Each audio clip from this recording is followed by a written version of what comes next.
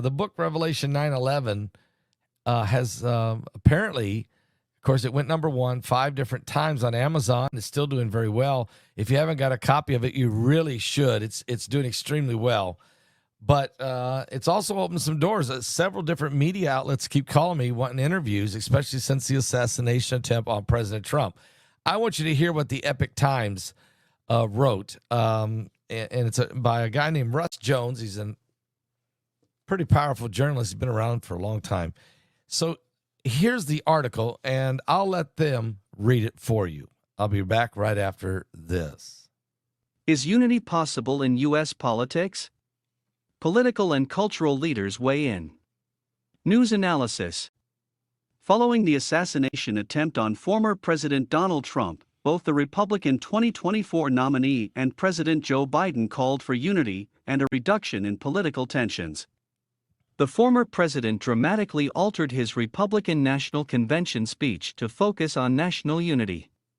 Republicans, Democrats, and their followers have used divisive language to describe their opponents, with Republicans accusing Democrats of being socialists or a threat to American values, and Democrats portraying Republicans as extremists or fascists. A 2023 Pew Research study shows that 86% of Americans believe Republicans and Democrats are more focused on fighting each other than solving problems. Almost 70% of those surveyed say they are frustrated by the lack of objective information about politics. The Epoch Times spoke with several political and cultural leaders about whether they think unity is possible for America ahead of the 2024 election. What does unity look like in a divided society? Chris Gorman was a Democrat during his years of elected office as a Jefferson County Commissioner and Kentucky Attorney General. He's now affiliated with the Forward Party, a movement he says seeks to bring moderates, conservatives, and progressives together to heal the nation's political divisions. Mr. Gorman told the Epoch Times that agreeing to be civil to one another is a goal all should value. The challenge is to achieve a unity of civility yet maintain our right to free speech, Mr. Gorman said. What makes us a great nation is that we provide a mechanism where you can peacefully petition the government utilizing the rights of free speech and freedom of assembly protected by the Constitution. Mr. Gorman says he's worked hard to treat everyone equally regardless of their political persuasion. He recalled attending a Trump rally in 2016, where he stood in line for 2 hours to hear the former president speak even though he had significant objections to his policy perspectives and demeanor. The right to listen is a collateral right that comes with free speech, he said. I was appalled by the Black Lives Matter protesters insulting people and trying to inhibit Trump's right to speak. Mr. Gorman, who is now the city attorney for Prospect, Kentucky, hopes that Americans can, at minimum, unite and recognize that everyone has the right to share their positions and citizens have a right to gather safely to support their preferred candidate. Paul Begley told the Epoch Times that to cultivate a genuinely unified society, we must first recognize the impossibility of an alliance between good and evil. Those of a conservative or Christian worldview cannot compromise moral and cultural values in the pursuit of unity. The divisiveness of this country needs to stop, said Mr. Begley. 11. How the Book of Revelation intersects with today's headlines. America needs to heal, he said. Mr. Begley agrees that the widening partisan divide is a significant obstacle to effective governance.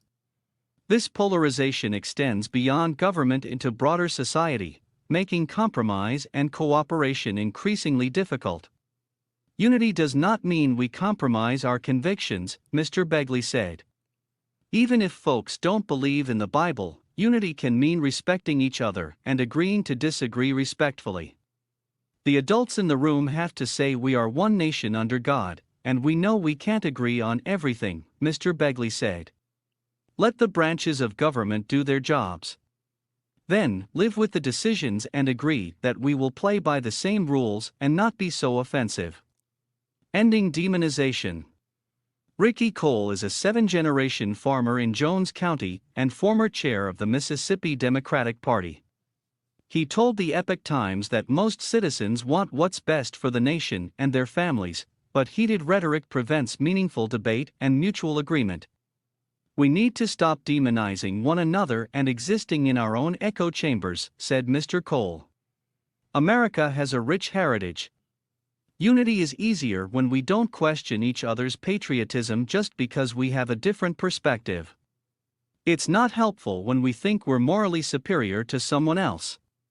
Mr. Cole, who advocates for removing the sales tax on Mississippi-produced food, also serves on the 2024 Democratic Party Platform Committee. Some contend unity rhetoric might discourage healthy debate and critical thinking, which are essential in a democracy. Misuse of calls for unity can even mean blind obedience. Dr. Elvita King, the niece of Dr. Martin Luther King Jr., has consistently called for unity and healing in America across various occasions and issues. Ms. King told the Epoch Times that achieving unity often requires addressing underlying issues causing division. It's important to look for win-win solutions by not dominating one another, Ms. King said. To do that, we must be willing to repent and forgive. Ms. King, a strong supporter of former President Trump, says Democrats and Republicans must avoid the labels of conservative and liberal as they are just as dangerous and misleading as any other label. We are in a momentous time as a country, Ms. King said. To proceed, we must treat those we disagree with as God would. Amidst the chaos, we must embrace peace. Like her uncle, Ms. King advocates for nonviolent resistance and peaceful dialogue, which she says can be applied to political discourse. She emphasized the importance of recognizing the dignity and worth of all people, regardless of their background or beliefs, as a path to unity. A good first step and unifying decision is to stop killing one another, Ms. King said. We must value the human dignity in each other. Identifying common goals. Senator Roger Marshall says identifying common goals can effectively lead to unity in some areas of the current political environment. From the Republican National Convention in Milwaukee, Dr. Marshall told the Epoch Times that the historic speech by Teamsters President Sean O'Brien was an example of unexpected collaboration.